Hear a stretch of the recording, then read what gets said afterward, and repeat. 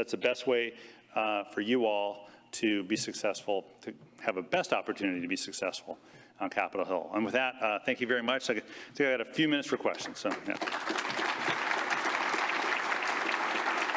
And truth be told, I really can't see a lot from here, so there's a big old light here, but someone's pointing over here. Yeah. Congressman Jim Brown, Fort Worth, Trinity Metro.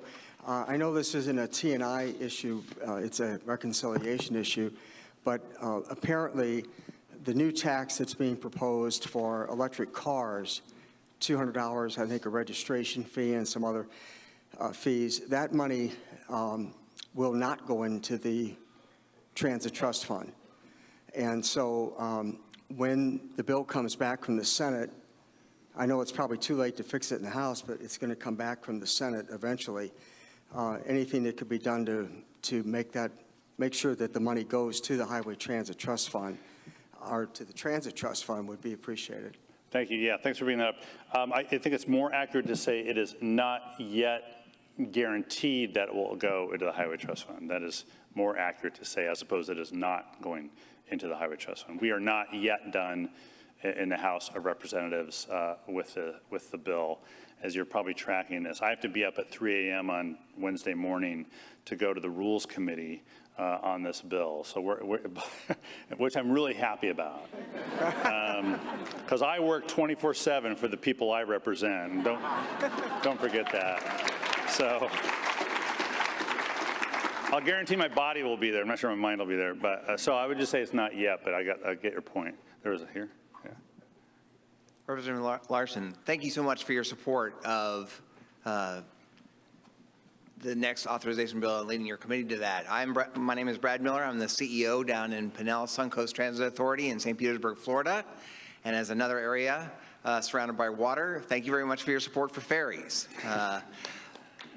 You talked a little bit about the portal, and I know APTA and agencies like mine submitted a lot through the stakeholder portal. How do you suggest we best engage with our members of Congress to submit good things to the portal now that it's their turn?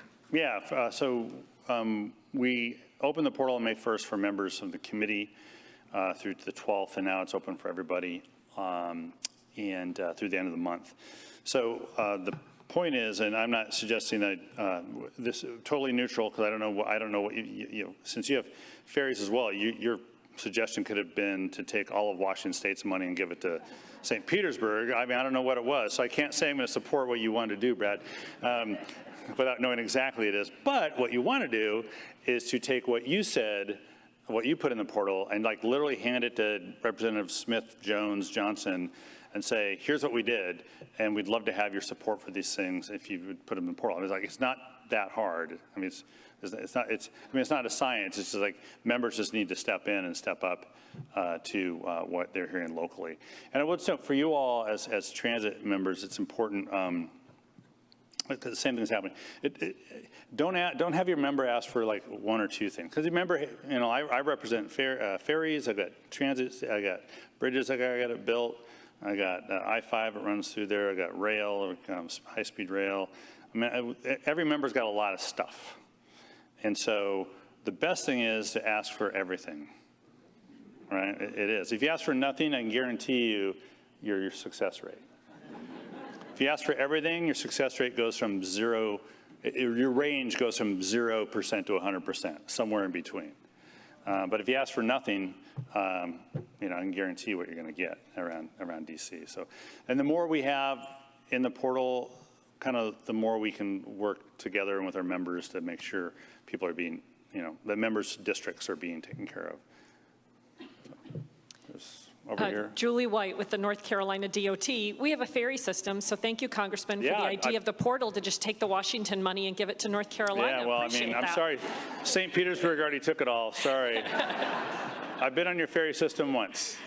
I hope we did an excellent job. You did well, and it's a great system, but we have things called jumbo ferries in Washington State, and they're gigantic compared to some of the other systems. It's like, I was surprised about how big our ferries are. So. Much shallower water, so smaller boats. In your view, is there any possibility of making the Highway Trust Fund solvent? And if not, what might that mean for highway and transit programs going forward? Yeah, I mean, is it possible? Sure. I mean, it could happen or it couldn't happen, right? That's the possibility part. The probability part comes in part from, first off, you got the highway, you have the gas tax, which it's been so long since I cited these numbers. There's actual numbers about what the gas tax is providing to the whole trust fund, given just basic funding, and we're short over 5 years. And so that's why the EV fee is an important part of getting it into the trust fund in a guaranteed way. 39 states have EV fees from a variety of levels. Washington State has its own.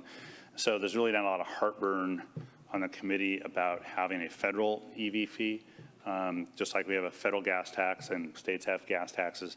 So that relationship is, the same in our minds philosophically. The question is a matter of a variety of things. One is ensuring that the EV fee money goes into the Highway Trust Fund so that it can go to the accounts. Second is we did guaranteed funding or advanced appropriations, whatever you want.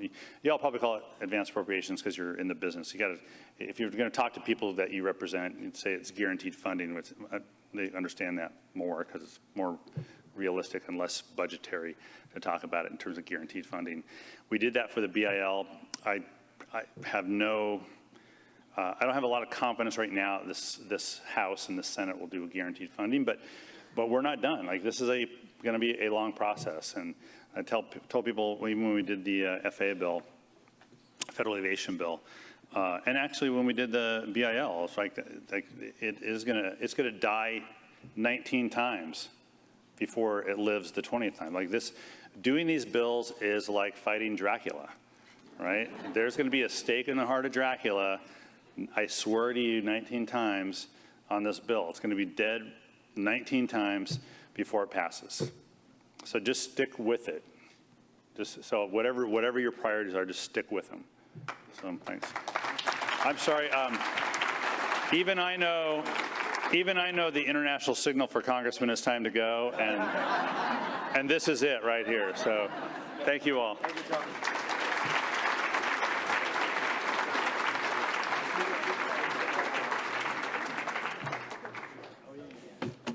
That was great. Why don't we just dive into the next session? Phil Ing, General Manager of the MBTA, and I have the privilege to introduce Senator Elizabeth Warren. Senator Warren is one of the nation's leading progressive voices, serving since 2013 as Senator of the great Commonwealth of Massachusetts. As ranking member of the Senate Committee on Banking, Housing, and Urban Affairs, she will be at the center of public transit investment and policy decisions, bringing her leadership, her passion, and pragmatism to the issues that are so critical to us and the riders that we all serve. In her career, she has been a champion for green technologies and transportation, and public transportation has a terrific story to tell in that regard.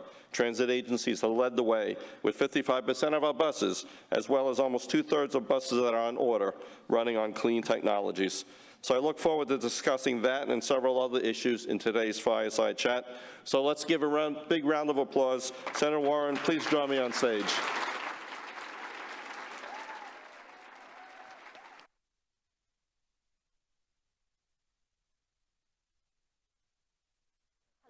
Hi, Phil.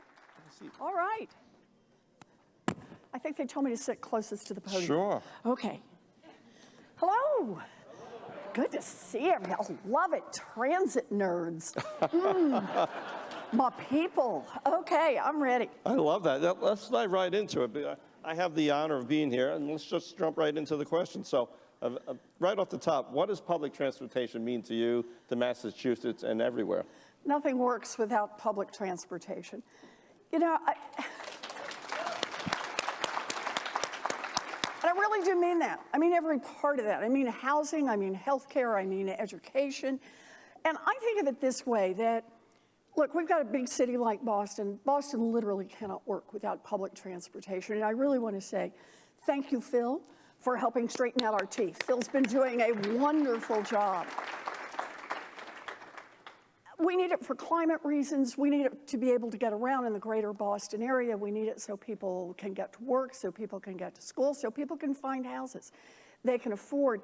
But I think that that's become too much the story of public transit for many people. They think Boston, but they don't think Western Mass.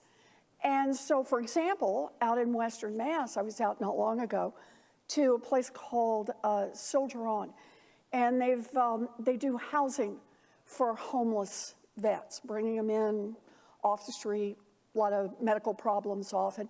And they started out with a big facility, and they realized what they really needed more than anything else is permanent long-term housing for these vets, places they could age in place. Found land that's not very expensive, got a lot of people who made a lot of donations, wonderful plan, and they really have built a small village. But you gotta have transportation. They need those buses to come by on a regular basis so people can get to their medical appointments. Some people still want to be able to have part-time jobs, want to be able to go buy groceries, want to be able to go do something else in their lives besides sit in their rooms. And without that, we got nothing. So I think telling the story in a broader way is important. And I'll mention one last one. Kim Driscoll, who's now our lieutenant governor, when she was mayor of Salem, Massachusetts, big problem in Salem, Massachusetts. They have a wonderful tourist trade. They've really been building up. Go spend some money in Salem, Massachusetts. It's great at Halloween, but it's great all year long. Lots of restaurants have gone in, lots of things to see. You're down to the water. It's all beautiful, beautiful. But people can't afford to live there and wait tables. They can't afford to live there and do a lot of the jobs that need to be done to keep Salem a place that's going to be a vibrant economy. Without mass transit, they got nothing. So what did they do? They put themselves together and said, you know, we're just going to have to get a bus that goes around, a van, goes around 3 times in the morning, 3 times again in the late afternoon, get anybody who wants to sign up and going. A creative solution that met the needs of a community. And to me, that's what public transit is all about. It's an all of the above as it's reimagined given the issues of any different location, wherever you live. And besides that, we got bridges, we got ferries, we got all the rest of it. We got it all.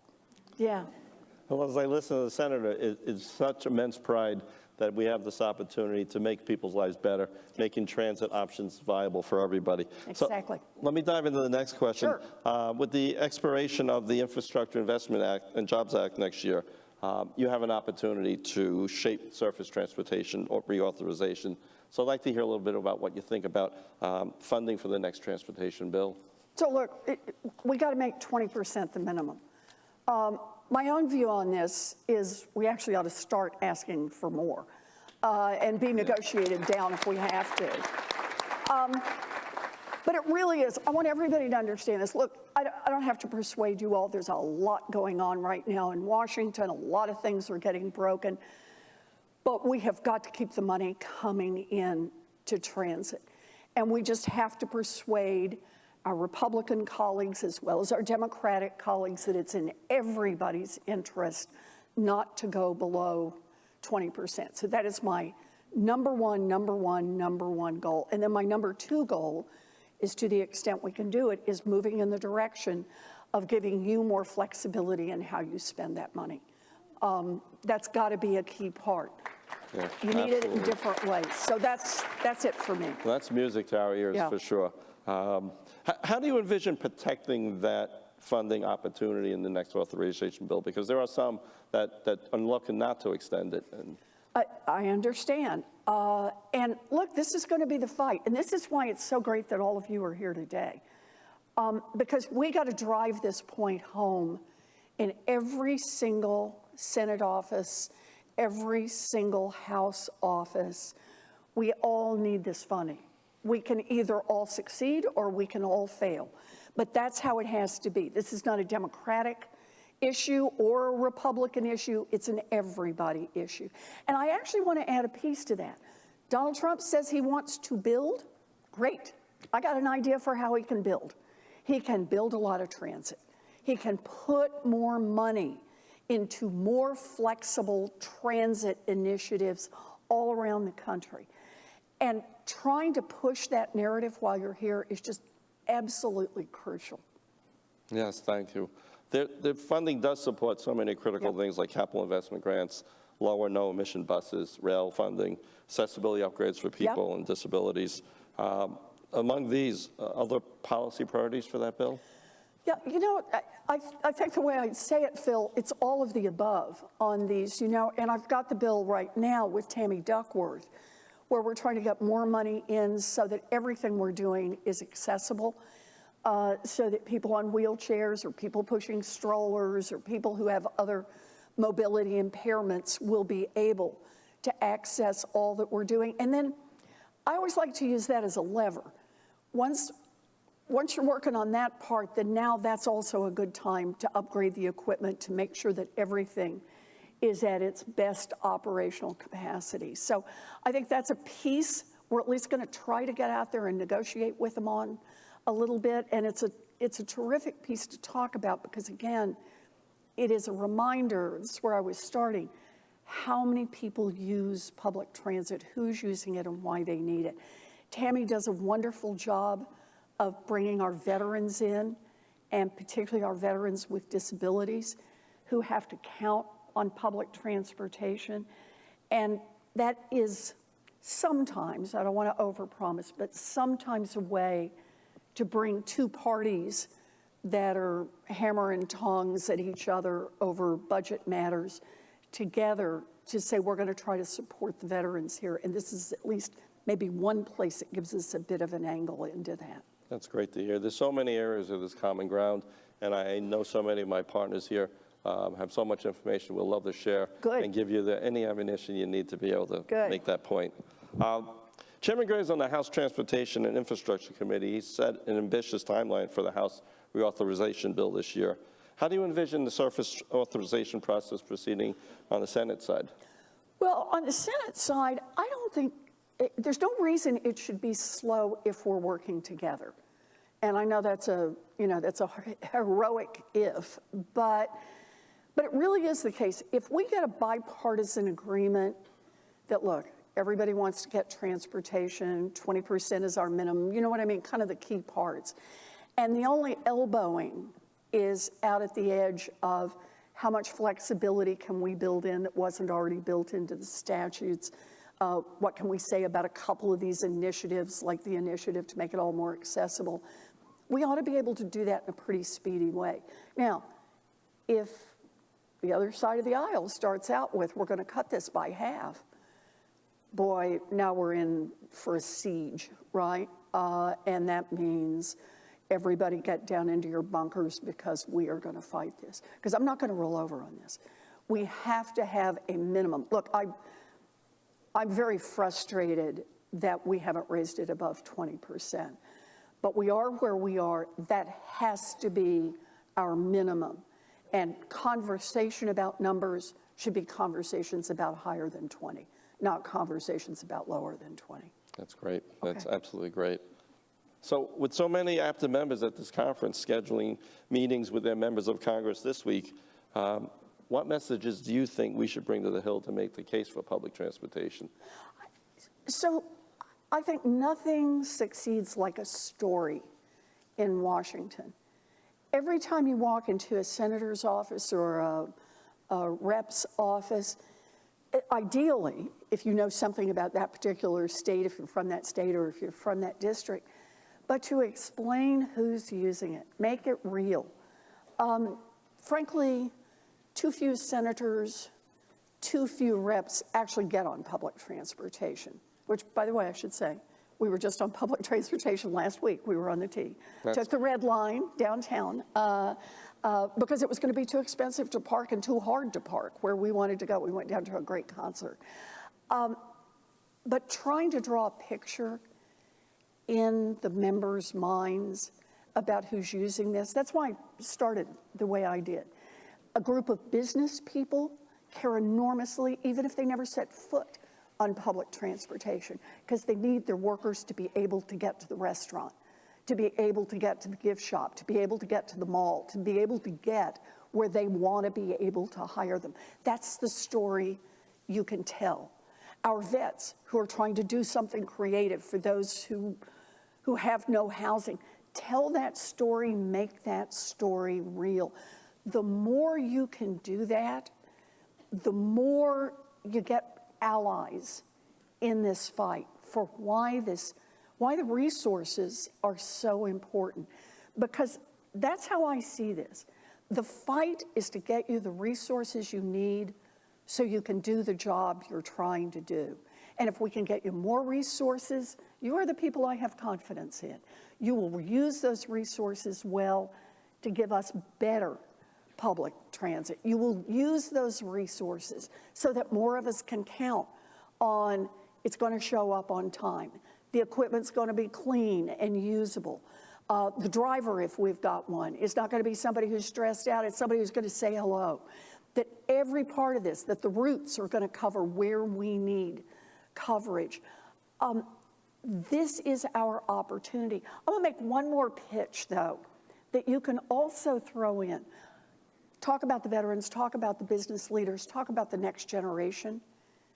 Everybody wants to think about their hip with the next generation. Our granddaughter is about to move and get her first job, and she's picking out an apartment, and I said, "Are you going to get a car, sweetheart?" She just graduated from college, and she said, "No." She said, "I don't want to have to get a car. I figure I can get on a line and be able to get to where I want to work, and if I have to go someplace else, otherwise I can get an Uber, I can get a Lyft if I need to." But her principal way of getting herself back and forth to work as she is planning moving to a brand new city she's never lived in before is the assumption that she's going to be able to rely on public transit. You all have seen the numbers. Fewer and fewer young people are getting their driver's license. They're waiting till later to get their driver's licenses. It's one more way to make the pitch that this is an investment for today, but it's an investment for tomorrow as well. It's an investment in our young people. It's an investment in our businesses. It's an investment in our seniors. It's an investment in making this country work better. If you make that pitch to the senators and the reps, we got a much better chance of having this thing slide on through. Like I said, there'll be some discussions about some pieces, but I hope very much to keep these as add-on discussions because we all agree on the baseline. And the baseline is forward funding. The baseline is you've got to have your 20%. The baseline is you've got to have a little more flexibility on being able to spend the money. We love what you do and we need what you do. You just got to remind us of that. Thank you, Senator. You bet. Thank you again, Phil. Thank you, the Senator, for spending some of her precious time with us. Thank you. Thanks. Thank you, Senator. Okay. Good to see you. Thank you. Thank you. Thank you. Hi. Senator Leanne Redden on the incoming vice chair. Let's get Phil in the photo. Come here, Phil. There we go.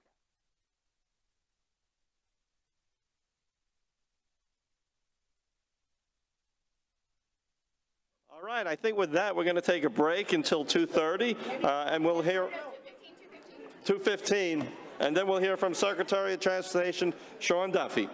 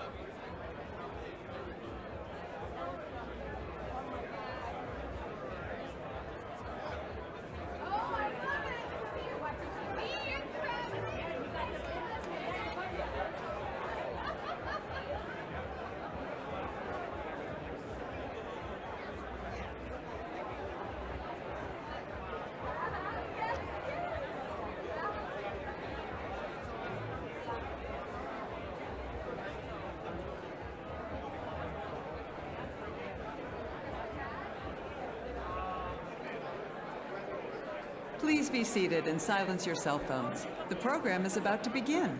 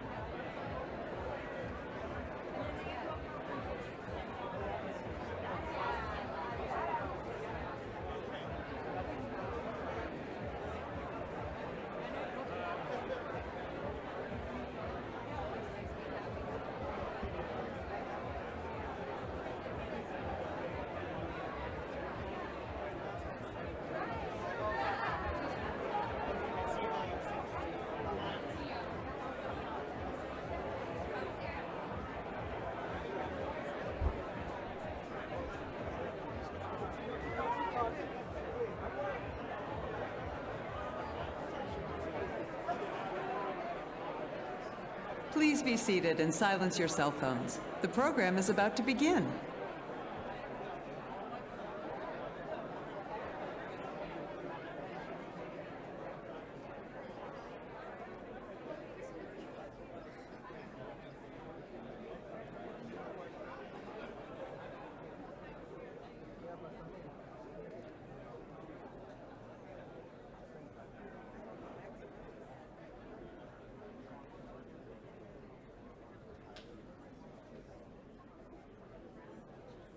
Please welcome MJ Maynard Carey.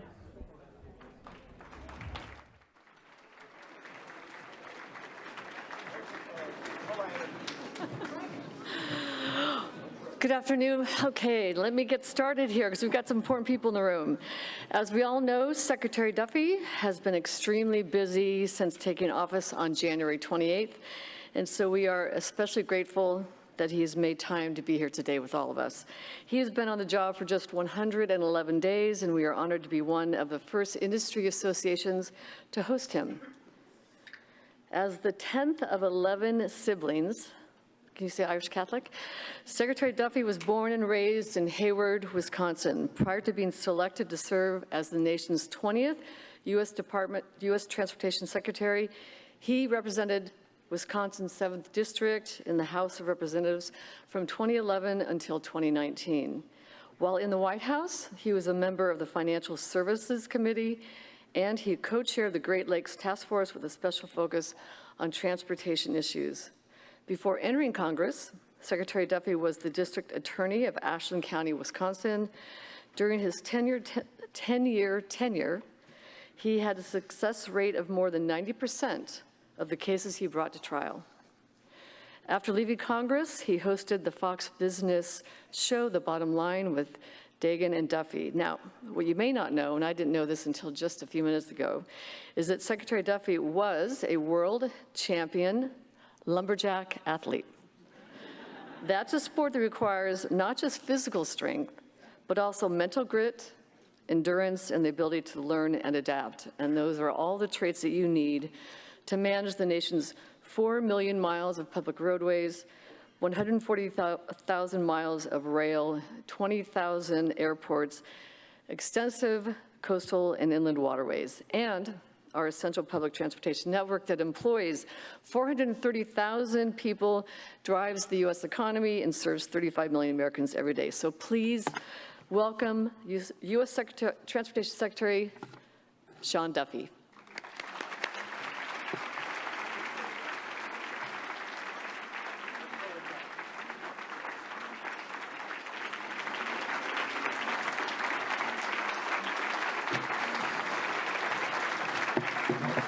Hey, everybody.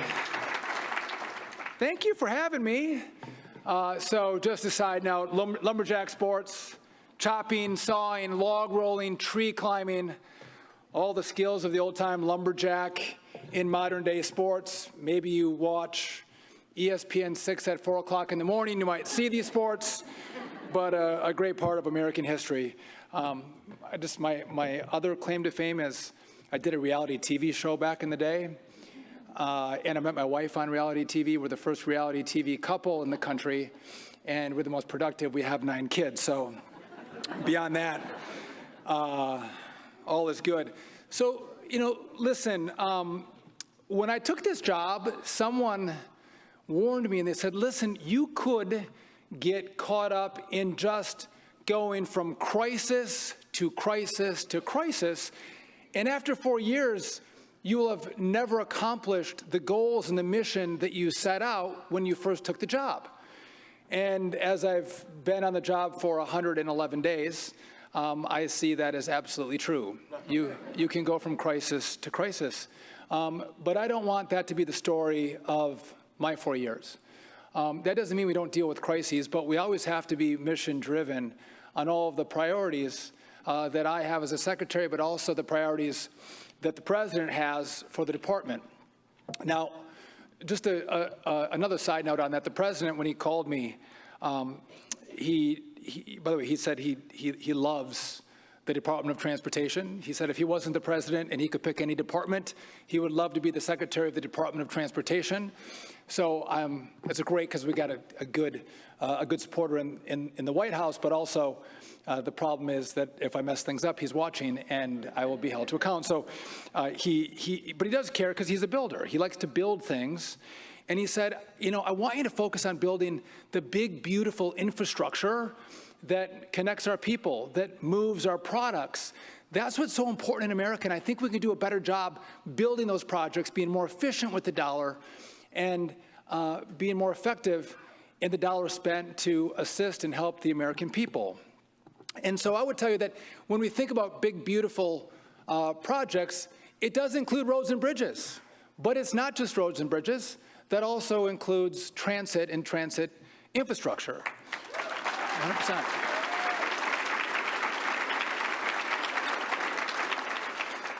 And maybe contrary to popular belief, I don't have a favorite. I don't care if you want to use planes, trains, or automobiles, your EV or your combustion engine. I think America has a right to choose, and I think they should choose. And so in our department, I don't see transit as the ugly stepchild of the department. But I have 9 kids. I tell you that, 9 kids. And if they ask me who is their favorite, I tell them I don't have a favorite. I love you all equally. It's kind of the same as the modes. I care, all the modes are different, but I care about the success of all of the modes that we have at DOT. And we're going to focus on making all the modes great, trying to leave each mode better off than the way we found them. And speaking of transit, our work, your work, has such an important impact on the people that you serve and the cities that you serve. You get it right, and people have a remarkable relationship with you. You don't get it right, and people don't want to invest in you. So doing your jobs well and serving people well matters because you move families, you move commuters to work, you allow people to get to their health care appointments, and you allow people to shop with local businesses. What you do matters for the communities in which you serve. And if you do your job well, it has a great impact on the jobs that someone could take, or the neighborhood in which you can live, or the school in which your kids can go to, can all be dictated by how well our transportation systems work in the cities in which you all serve. I didn't grow up in a place where people had a lot of money. I come from rural America. I come from poor America. And there's a lot of people that you serve that you're the last lifeline. That if they can't access public transportation, they can't access opportunities. They can't get to a job. And if they can't get to a job, they don't have a shot at supporting their families.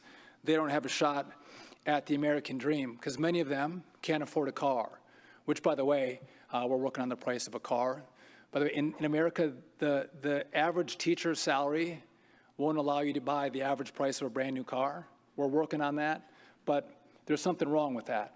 And so making sure that all of you do your job really well is incredibly important. But with that said, we also serve communities. And the good people who rely on transit is who we serve. And I would argue that the mission is safety and efficiently moving people in and throughout the communities that we serve. But safety is key. We have to make sure we move people in a way that they can rely on.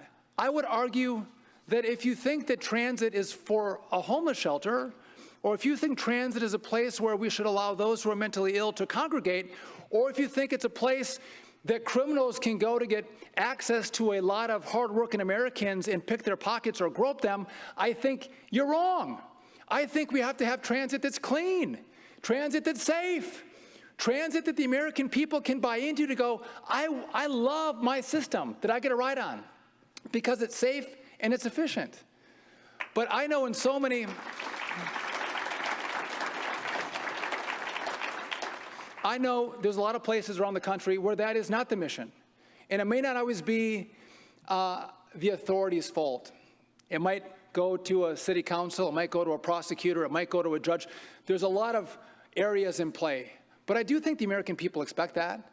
We invest a lot of money in these systems, and we should expect the very best for our communities that get taxpayer money. So I think it's important that we actually get back to basics. The basics of improving security, deterring crime, stopping fare evasion. By the way, everybody wants more money, right? You all need more money.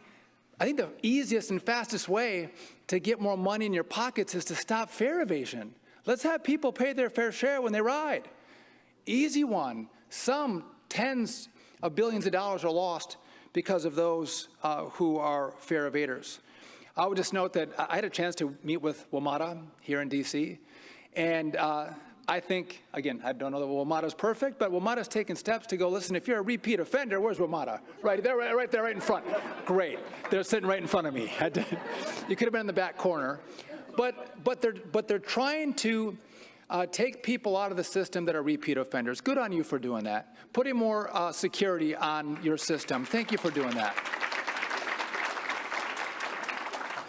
In LA, they hired their first transit police chief into the system. Again, steps that are driving safety and security, I think, make so much sense.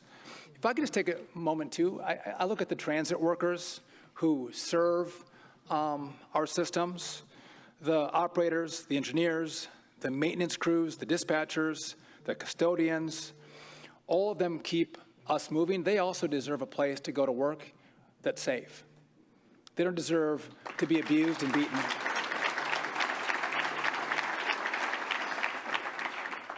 And so I want to partner with all of you. You have a friend in me. You have a friend in this DOT.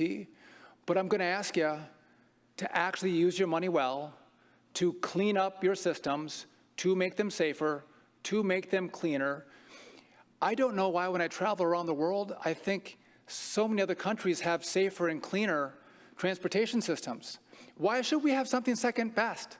Why should we have something less than that? I think we should aspire to be the best in the world, the safest in the world, the cleanest in the world, the most efficient in the world. I think that's what we should aspire to because we're Americans, and I think our people actually deserve that. In the coming years, we're going to have a chance to showcase our great work. The World Cup is coming to America. The Olympics are going to be in America, right? It's going to be great. And when you have all of these people come and pack the cities, the host cities, there's one huge issue that we have in those cities. We're going to try to move people around these communities in massive numbers, and we have to make sure that our transit system is going to crush it for all the visitors that come to see the World Cup and see the Olympics. And we are going, the Congress is going to have to help us out, but the Congress and DOT are going to invest in these communities and these cities to make sure we show the world what we can do with American transit. And I'm not going to leave you on a downer, but just that's just a side point. I get a lot of side points, and I'll end like 4 times for you, and I apologize for that. But we are $36 trillion in debt. We are. It's becoming a problem. Our credit rating was just downgraded by Moody's, and we run a deficit of $2 trillion a year. So we're spending a lot of money that we don't have, and we are borrowing off the backs of our children. And I think across government, if we can do things a little more efficiently, or the dollars that we get, we serve our communities that much better, I think it's going to be easier to ask for the resources that are necessary to do all the great work that so many of you do. So let's double our effort, let's triple our effort, and let's make our systems more efficient, let's make them safer, and let's make them cleaner, and we'll partner together and make transportation great again. Thank you. God bless.